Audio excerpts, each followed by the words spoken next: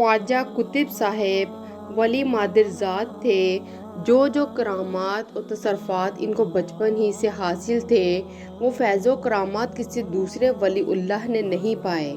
چنانچہ تاج دین منور اوشی ان کے مرید تھے۔ انہوں نے کمال تحقیقات سے اپنے رسالہ میں لکھا ہے کہ خواجہ صاحب کی مادر معظم کو نصف قرآن یاد تھا۔ انہوں نے جس کی وہ روزانہ تلاوت کرتی تھیں، خواجہ صاحب نے اپنی ماں کے پیٹ میں تصرف ولایت سے اس قدر قرآن کو یاد کر لیا تھا اور بآواز بلند تلاوت کرتے تھے اور الحانی سے ذکر ذات الہی کرتے رہتے، اور گھر کے سب آدمی اس کرامات کو دیکھتے اور شغل و وظیفہ کو سنتے۔ جب وقت تولد ہونے کا قریب آیا تو آدھی رات تھی کہ والدہ ان کے خواب سے بیدار ہوئیں۔ اس وقت تمام گھر میں زمین و آسمان تک چاروں طرف روشنی پھیلی ہوئی تھی۔ بستر سے اٹھ کر بارگاہ الہی میں دعا کرنے لگی کہ یا اللہ اس پوشیدہ بید سے مجھ کو آگاہی دے۔ اس وقت غیب سے آواز آئی کہ یہ وقت نیک ہے، تیرے بطن سے فرزند صاحب جمال و کمال پیدا ہوگا، اس لیے نور کی روشنی ہر طرف کی گئی ہے۔ اس حالت میں اس کے شکم میں درد زا شروع ہوا کہ بتاب ہو گئی، اور خواجہ نے ماں کے شکم سے ظہور پا کر سجدہ شکر ادا کیا اور مناجات ذات اللہ پاک کی بلند آواز سے کرنے لگے۔ چنانچہ سب مرد مانہانہ اہل محلہ سنتے اور دیکھتے تھے اور تعجب کرتے تھے۔ جب صبح ہو گئی وہ نور بھی رفتہ رفتہ غائب ہو گیا۔ والدہ کو اس کے بعد غیب سے ایک آواز سنائی دی، بی نور جو تو نے دیکھا ہے اسرار الہی میں سے ایک ہے جسے میں نے بچے کے سینے میں منتقل کر دیا ہے۔ تاج دین منور یہ بھی اپنے رسالہ میں لکھتے ہیں کہ خواجہ کو بچپن سے یہ کمال حاصل تھا کہ جو زبان سے کہتے تھے وہی ہوتا تھا، اور جس جگہ کی جو خبر بتاتے تھے وہ درست اور صحیح نکلتی تھی۔ حضرت خواجہ قطب الدین بختیار کاکی رحمۃ اللہ علیہ کی خواہش تھی کہ پیر و مرشد کا جو فیضان مجھے ملا ہے اسے عام کیا جائے۔ جب اس کی خبر آپ کی والدہ کو ہوئی تو انہوں نے ایک نیک اور پاک باز لڑکی کے ساتھ آپ کا نکاح کر دیا تاکہ کچھ دن اور آپ ان کی نگاہوں کے سامنے رہیں، مگر عقد نکاح بھی آپ کو نہ روک سکا۔ آپ نے کئی شہروں کا سفر کیا، غزنی اور بغداد بھی تشریف لے گئے، وہاں کے مشاہد سے آپ کی ملاقات رہی۔ جب آپ غزنی تشریف لے گئے تو وہاں آپ کی ملاقات ایک بزرگ سے ہوئی جو صاحب تجرید و تفرید تھے۔ ان کے متعلق آپ فرماتے ہیں کہ جو کچھ ان کو فتوحات حاصل ہوئیں ان فتوحات کا نام بختیار رکھا گیا اور قطب الدین خطاب عطا ہوا۔ اس کے علاوہ آپ کو قطب الاقطاب اور کاکی کے لفظ سے بھی یاد کیا جاتا ہے۔ کتاب سیر العارفین میں لکھا ہے کہ حضرت خواجہ قطب الدین رات و دن مراقبہ میں رہتے تھے۔ جب وقت نماز کا آتا تھا آنکھ کھول کر غسل تازہ کرتے تھے، نیا وضو کر کے نماز ادا کرتے تھے۔ کتاب سیر الاولیاء میں لکھا ہے کہ خواجہ قطب الدین اوائل عمر میں کس قدر غلبہ خواب سے آرام کر لیتے تھے، لیکن رفتہ رفتہ آخری عمر تک اس قدر آرام کرنا بھی چھوڑ دیا تھا اور تمام رات و دن بیداری کی حالت میں یاد خدا میں گزارتے تھے۔ سید خواجہ قطب الدین بختیار کاکی تمام رات دن بیداری کی حالت میں یاد خدا میں گزارتے تھے، ہمیشہ خاموش اور سست رہتے اور رونے بھی لگتے تھے اور دروازہ بند کیے بیٹھے رہتے اور کسی آدمی کو اپنے پاس نہ آنے دیتے، اور جب زیارت کرنے والوں کا بہت سا ہجوم ہو جاتا اور وہ لوگ بہت ہی آرزو اور زیارت جمال مبارک کی ظاہر کرتے اور خادم جا کر عرض کرتا کہ خلقت کا ہجوم آپ کی زیارت کا منتظر کھڑا ہے، تو ایک سرد آہ بھرتے اور غمگینگی سے اشارہ کر دیتے کہ خیر آنے دو۔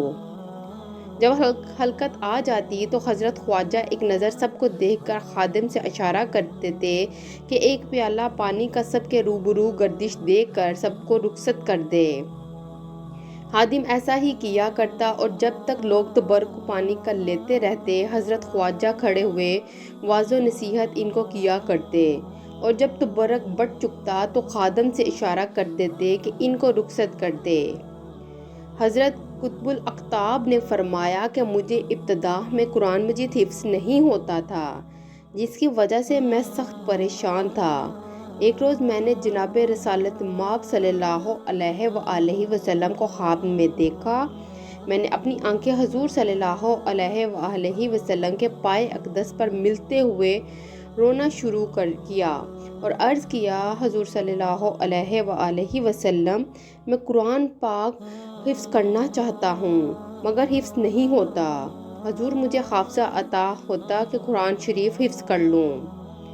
حضور صلی اللہ علیہ وآلہ وسلم نے میرے گریہ زاری پر شفقت فرمائی، فرمایا سر اٹھا۔ میں نے سر اٹھا لیا، پھر فرمایا اچھا سورہ یوسف یاد کر لے، خدا چاہے تجھے قرآن یاد ہو جائے گا۔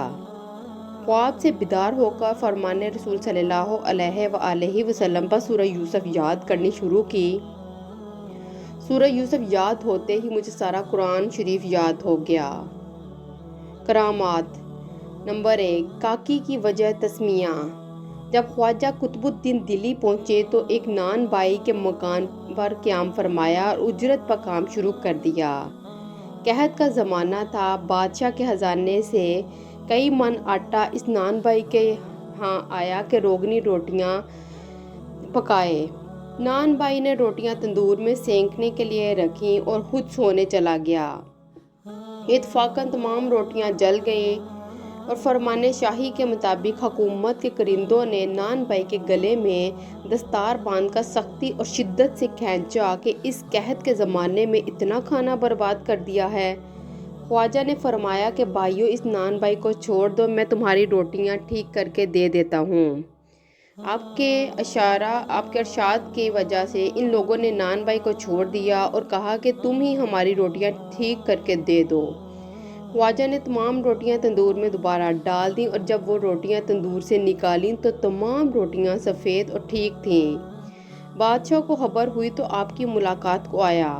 خواجہ نے فرمایا کہ اے عزیز، میں بیچارہ کس شمار میں ہوں کہ تم میری ملاقات کو آئے ہو؟ بادشاہ نے کہا، اے خواجہ، آپ تمام درویشوں کے بالا نشیں ہیں۔ خواجہ نے فرمایا کہ جب تجھے مجھ پر اتنا اعتقاد ہے تو میں خدا سے دعا کرتا ہوں کہ دنیا کی محبت تیرے دل سے سرد ہو جائے اور تو ایک صاحب نعمت درویش بن جائے۔ خواجہ نے جو ہی یہ بات فرمائی، بادشاہ کے دل سے دنیا کی محبت جاتی رہی اور وہ اللہ والا ہو گیا اور اس کی نظر عرش سے تخت سرا تک جا پہنچی۔ خواجہ قطب الدین کو اسی وجہ سے کاکی کہتے ہیں۔ نمبر 2، ایک پیر زال شکستہ حال حضرت کی خدمت میں آئی اور اداب بجا لا کر عرض پرواز ہوئی کہ 13 برس کا عرصہ گزرا کہ میرا فرزند جس کی عمر 9 برس کا تھا غائب ہو گیا ہے، اس کی کچھ خبر نہیں کہ کیا ہوا۔ آپ نے چند دن مراقبہ فرمایا، اس کے بعد سر اٹھا کر فرمایا کہ وہ تیرے مکان پر موجود ہے۔ آپ یہ فرما رہے تھے کہ ایک شخص دوڑا آیا اور اس پر فرزال سے کہا کہ تیرا فرزند تیرے گھر آ گیا۔ وہ سنتے ہی دوڑی اور فرزند سے ملی، اس سے حال پوچھا کہ تو کہاں تھا اور کیوں کر آیا؟ اس نے بیان کیا کہ میں ملک روم میں تھا، ایک سوداگر مجھ کو اپنے ہمراہ لے گیا تھا۔ ابھی ایک مرد بزرگ مجھ کو ملا اور کہا، تیری ماں تیرے فراق میں روتی ہے، اس سے چل کر مل۔ میں نے کہا کہ وہ کہاں ہے؟ اس نے کہا کہ وہ قریب ہے۔ میں اس کے ہمراہ شہر کے باہر آیا، اس نے کہا تو آنکھیں بند کر۔ میں نے آنکھیں بند کی، جب آنکھ کھولی اپنے آپ کو اس گھر میں پایا۔ سیر العارفین سے نقل ہے کہ ایک روز کوئی شخص نقاب ڈالے ہوئے خواجہ کی خدمت میں آیا اور اپنی غریبی کا ذکر کرنا شروع کیا۔ ہر چند خواجہ خاموش رہے، لیکن وہ شخص اپنی دروغ گوئی سے باز نہ آیا۔ خواجہ نے تنگ ہو کر فرمایا کہ اے عزیز، جو تو نے 140 اشرفی اپنے گھر میں گاڑ رکھی ہے، اول تو ان کو خرچ میں لا، بعد ازاں بنوائی میں دم مارنا۔ اس بات کو سن کر وہ آدمی بہت شرمندہ ہوا اور چل دیا۔ پھر اس روز سے اس کو کسی نے نہیں دیکھا۔ کتاب سیر الاولیاء میں درج ہے کہ ایک دن کچھ روپے قطب الدین ایبک ایک خواجہ قطب الدین کی خدمت میں با امید قبولیت لایا۔ خواجہ نے ہنس کر فرمایا کہ تیرے لائے ہوئے کی کوئی ضرورت نہیں ہے۔ اس کو یہ بات سخت معلوم ہوئی اور بہت رنجیدہ ہوا۔ خواجہ نے اپنی کرامت سے یہ بات دریافت کر کے جس بوریا پر بیٹھے تھے اس کا کونا اٹھا کر اس کو حکم دیا کہ اس بورے کے نیچے دیکھ۔ جب اس نے بورے کے نیچے دیکھا تو نہریں روپے اور اشرفیوں کی بہتی ہوئی جاتی تھیں۔ اس کی کیفیت کو دیکھ کر قطب الدین ایک نہایت حیران و شرمندہ ہو کر قدم بوس ہوا۔ قطب صاحب نے عشق رسول صلی اللہ علیہ وآلہ وسلم میں اپنی زوجہ کو طلاق دے دی۔ کتاب سیر الاولیاء میں مستور ہے کہ خواجہ قطب الدین کو اوش میں بیت واردات سے پہلے وظیفہ کا مدام ورد تھا کہ ہمیشہ رات کو 3000 مرتبہ درود شریف پڑھ کر سویا کرتے تھے۔ اتفاقاً ایک عورت ان کے نکاح میں آئی۔ خواجہ کو 3 دن رات اس کی صحبت میں گزرے۔ تیسرے روز ایک آدمی آیا کہ اس کا نام رئیس تھا۔ اس نے بیان کیا کہ میں نے خواب میں دیکھا کہ ایک بڑا کعبہ ہے اور چاروں طرف اس کے ایک گروہ حلقہ جمع ہے اور ایک آدمی ٹھگنے قد کا کعبہ کے اندر آتا جاتا ہے اور لوگ اس جواب و سوال کرتے رہتے ہیں۔ رئیس نے ایک آدمی سے دریافت کیا کہ یہ مرد کوتاہ قد کون ہے اور قباہ کے اندر کیا ہے؟ اس نے جواب دیا کہ اس قباہ میں حضور صلی اللہ علیہ وآلہ وسلم ہیں اور مرد کا نام عبداللہ بن مسعود ہے۔ رئیس عبداللہ بن مسعود کے پاس گیا اور کہا کہ رسول مقبول صلی اللہ علیہ وآلہ وسلم کی خدمت میں میرا سلام پہنچا کر عرض کرو کہ آپ کے جمال جہاں آرا کی زیارت کرنا چاہتا ہے۔ عبداللہ یہ بات سن کر اندر قباہ کے گئے اور واپس آ کر جواب دیا کہ رسول خدا فرماتے ہیں کہ تجھ کو لیاقت میرا جمال دیکھنے کی نہیں ہے، لیکن جاؤ اور میرا سلام بختیار کاکی کو پہنچا کر یہ کہیں کہ ہر رات کو جو تحفہ تم بیچتے تھے مجھ کو پہنچتا تھا اور مجھ کو راحت حاصل ہوتی تھی۔ اب 3 رات سے وہ تخفف نہیں پہنچا، شاید اس کو منع کرنے والی ایک چیز ہوئی۔ جب رئیس بیدار ہوا حسب بشارت خواجہ قطب الدین کی خدمت میں آ کر سب حال مفصل بیان کیا۔ خواجہ نے اس وقت اس عورت کو جس سے نکاح کیا تھا بلا کر اس کا مہر ادا کیا اور طلاق دے کر ہم پھر اپنے ورد میں اور وظیفہ میں مشغول ہو گیا۔ یہ مقام میں خیال کرنے اور سمجھنے کا ہے کہ اے عزیز، جس کو وہ افریدگار چاہتا ہے تنبیہ کرتا ہے اور فضل و کرم سے بہرہ وار کر کے اپنے پاس بلاتا ہے۔